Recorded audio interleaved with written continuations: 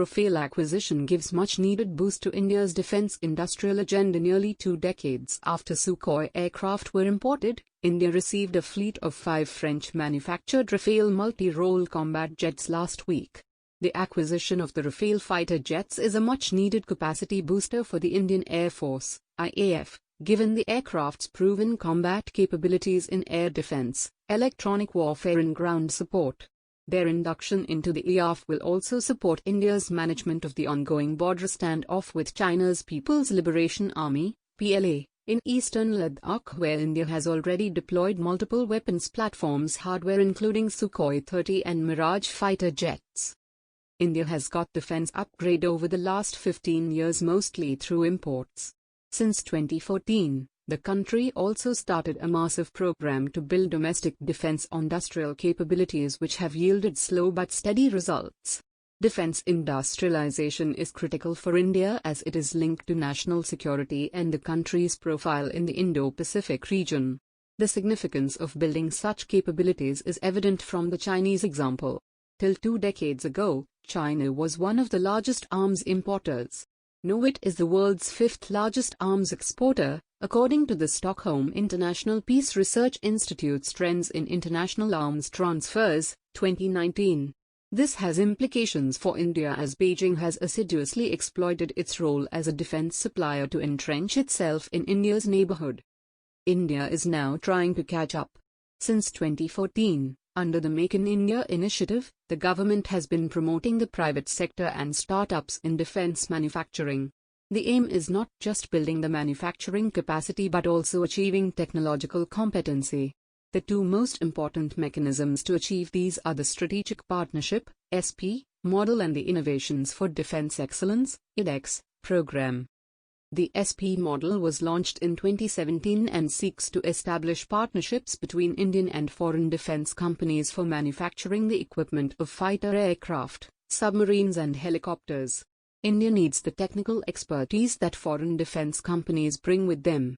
This January, the first domestic SP contract was activated when the Defence Ministry shortlisted the Defence Public Sector Unit, DPSU, Majago Dock and private shipbuilder L&T as Indian strategic partners for the 45,000 crore contract to build the P-75I diesel-electric submarines for the Indian Navy. Besides the SP model for producing equipment for the Indian military, Indian companies have forged partnerships with foreign firms for exporting aerospace-related subsystems and components, unlocking new business opportunities. Full-fledged joint ventures of European and American companies like Airbus, Boeing and Lockheed Martin with Indian companies like Tata Advanced Systems, Bharat Forge, and Mahindra Aerostructures to manufacture and export subsystems are activating and becoming part of the global supply chain. The government is also promoting the involvement of startups and individual innovators through the iDEX program. It seeks solutions for augmenting the Indian military's operational and combat capabilities, and has identified technologies like soldier protection systems, secure hardware encryption devices, GPS anti-jam devices, unmanned surface and underwater vehicles, and 4G LTE tactical local area network, among others.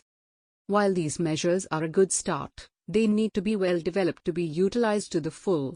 For example, the DPSUs fear losing their monopoly in defense manufacturing and being shown up for their weaknesses in performance.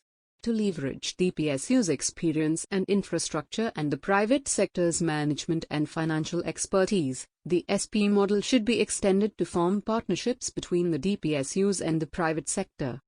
On the technology front, the government can initiate flagship defense technology development programs catering to future defense acquisitions. Ideally, these should be based on India's existing competencies, such as information and digital technology, to integrate the commercial and manufacturing dimensions with research and development efforts and expedite their commercialization, like in the United States. This will help in identifying critical technologies, especially those that may be denied to India as part of the global export control regimes such as Australia Group and Wassenaar Arrangement. Though India has become a member of these regimes, efforts to deny technologies to developing countries have continued. India already has like-minded diplomatic partners on its side, the US, Japan, and Israel, with each of whom India has multiple projects to co-develop and co-produce defense technologies. India should expand its partnerships geographically to include partners like Australia and technologically to include new innovations like additive manufacturing, which is now being used in the production of civil and military aerospace and naval systems components. The political will to reduce import dependence by creating a domestic defense industrial base is evident. By bringing certainty to the defense procurement process, monitoring emerging technologies and joining hands with like-minded countries, this political will can become a vibrant and profitable defense industrial reality.